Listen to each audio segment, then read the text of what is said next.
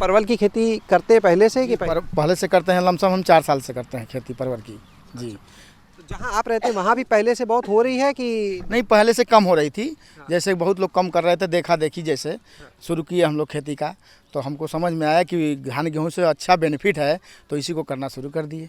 फिर वो जैसे मिर्चा है, टमाटर है, सब्जी की खेती में ही फ़ायदा है, थोड़ा सा मेहनत है, लागत भी है, लेकिन गेहूं धान से अच्छा फसल मिलता है, अच्छा बेनिफिट भी है, अच्छी कमाई भी है। अच्छा, परवल की खेती क्यों, इसकी तरफ किसान का जो रुझान बढ़ रहा है? सब्जियां और भी हैं लेकिन परवल की क्यों? परवल की खेती से ये है कि जो ग्रामीण के लोग करते हैं, इसमें डांटी भी बेच लेते हैं और फल भी बेच लेते हैं, तो दोनों तरह का फ़ायदा है कि जैसे डांटी भी बेच लेंगे, उसका भी आमदनी है, और फल भी बेचते हैं, उसका भी आमदनी है। इसलिए ग्रामीण के लोगों ने खेती करना शुरू कर दिया और उसका लाभ भी मिल रहा है। 1 एकड़ में कितना हो जाता होगा परवल, क्या आमदनी होता है? जैसे रेट के अनुसार ही, जैसे मान लीजिए रेट जैसे आ गया उसके अनुसार आमदनी होती है। एक औसत अगर बात करें साल भर में, आज की जैसे रेट की जैसे ये है आमदनी, जैसे बोझे से है, बोझे से 25 हो जा रही है, 26 हो जा रही है। इससे पहले था जो 3000 2900 तक का गई है। मैं जैसे मान लीजिए कि मंडा से ले रहे हैं लोग, चाहे 40,000 45,000 मंडे से भी डांटी खरीदी जाती है।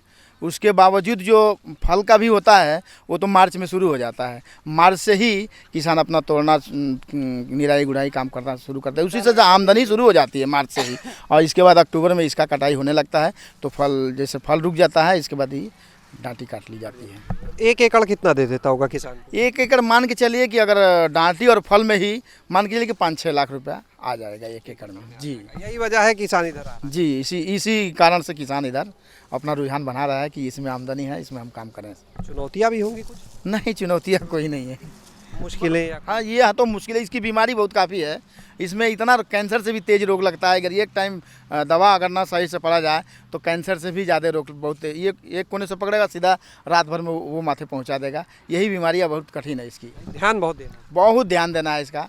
अगर बारिश होने लगा, अगर वो पकड़ लिया, तो अगर इसका दवा निराई गुड़ाई सही से नहीं हुआ तो समझ लीजिए कि आप चौपट हो जाएंगे।